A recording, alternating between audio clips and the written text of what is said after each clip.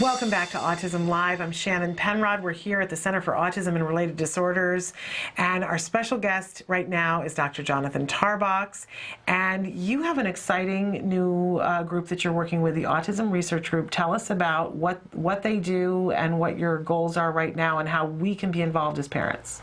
Well, Autism Research Group is an independent nonprofit research institute that we launched in April, and it is basically our purpose is to do research that matters to families of children on the spectrum. So we're doing research in a variety of areas, but we're focusing mostly on treatment and real-life treatment research that produces real outcomes. Love it.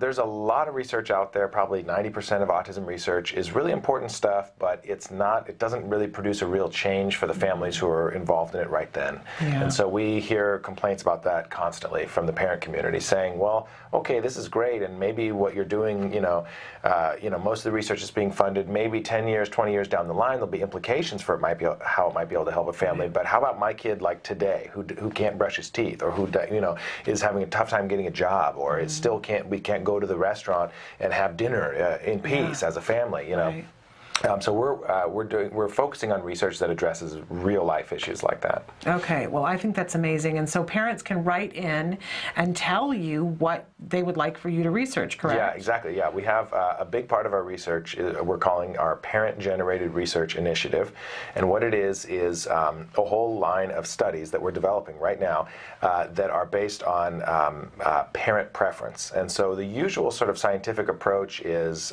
someone who's an expert in a subject matter, like I'm an expert in autism, I suppose, is supposed to come up with a great idea that will contribute to the scientific literature. You do research on that, and then you publish your results. And hopefully that helps somebody at some point. Well, we're sort of flipping that whole process on its head, and we're going straight to the parent community first and saying, okay, well, what do you care about? What do you want? Like, what do you want to get out of autism research? And so we have a survey right now on our website.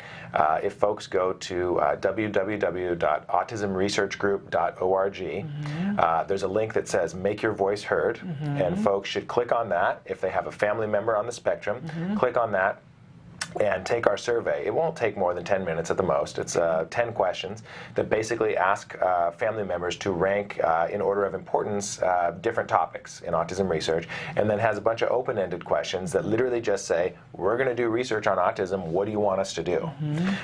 And we want folks to write us a novel. I mean, literally, give us as much information as folks, have or want. And then we're designing studies on the basis of those answers. And so actually one of the first studies that we're designing is specifically parent training. So we got a big response saying we want more training. And so now we have another survey, which is a separate survey that's specifically for parent training.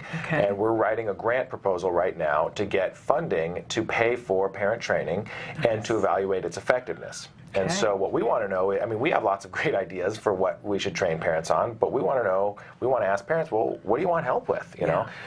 Because, clinicians have lots of great ideas, and we sort of know what we want to work on, but there's got to be things that are falling through the cracks. Right. There's got to be issues that just aren't being addressed enough, and so we want to hear directly from parents, what do you want training in? So there's another survey on our website that says Parent Training Survey, and so we want folks to click on that and literally tell us, what would you like training on? Whatever.